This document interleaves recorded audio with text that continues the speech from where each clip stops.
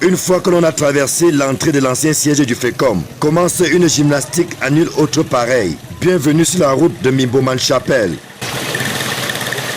Sa dégradation très avancée est un sérieux problème pour les riverains et autres usagers. Je suis né ici depuis 1954 en Colo. Bon, voici à 68 ans. Depuis, la route est enclavée. Le pont aussi. Quand il pleut, l'eau traverse la route et tout le monde est obligé de porter les uns les autres sur le dos pour que quelqu'un traverse. Et il paie de l'argent. 25 francs, 50 francs, les petits enfants qui doivent porter les uns les autres. Moi, je vends ici là, au bas. À chaque fois que les clients sont ici là au bas, l'eau entre. Quand il pleut, l'eau entre souvent là-bas et ça gêne. Les clients sont mal à l'aise, tout ça là. Donc ce n'est pas bien. Regardez l'état de la route. Parfois même les motomans portent les clients.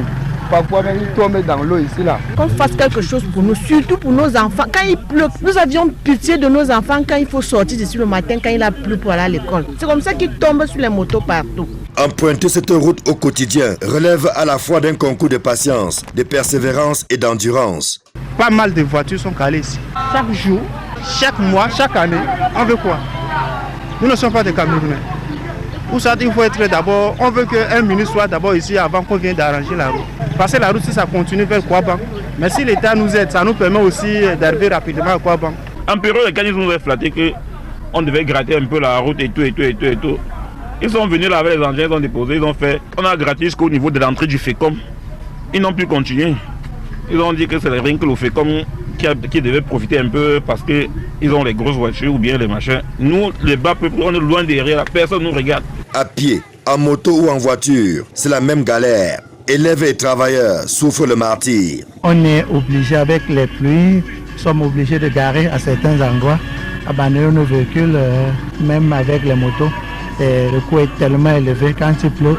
Les motomans prennent ces 1000 francs pour une distance de 500 mètres. Donc c'est vraiment déplorable. C'est cher. Puis ça nous détruit la moto, comme vous voyez là. Regarde la moto, les chaînes là se coupent. C'est très grave. Les clients se fâchent, mais ils n'ont pas de choix. Ils ne vont pas dormir au carrefour.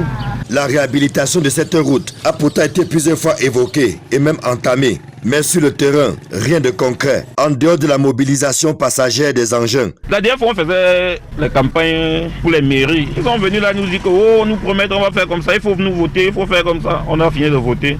Nous voici, nous on se retrouve là. Voilà mon taxi qui est là toujours alors que j'ai acheté ça neuf. Après on dit à Yaoundé qu'on ne veut plus voir les vieux taxis en ville. Comment on ne veut pas voir les vieux taxis en route avec les routes comme ça là? Cet homme est l'une des victimes de cet abandon de chantier. Sa maison jadis debout ne tient désormais qu'à un poteau. Quand j'ai construit ma maison, c'était au niveau de la route. Après, on a dit qu'on devait goudronner la route. C'est ce qu'on nous a raconté. Avec Arab Contractor, ils ont creusé. Après, ils sont partis. Ma maison reste tombée. Ma maison, j'entrais chez moi sans escalier. Aujourd'hui, je ne peux même pas entrer. La maison est suspendue. Non seulement la route est mauvaise et quand l'herbe pousse presque en plein milieu de la route, les passagers ont du mal à circuler en dehors des moteurs et des voitures. Donc, nous essayons de mener cette action pour essayer d'amener le gouvernement à comprendre un peu ce dont nous avons besoin. La construction de la zone du nouveau siège du FECOM avait fait rêver les populations. Rendue en 2022, même la voie d'accès à ce siège déjà fonctionnel n'existe que sur la plaque des travaux que voici. Les populations voient mal comment le FECOM se verrait doté d'une bonne route, alors qu'elle tire le diable par la queue depuis des dizaines d'années. Les regards sont une fois de plus tournés vers les pouvoirs publics. D'accord.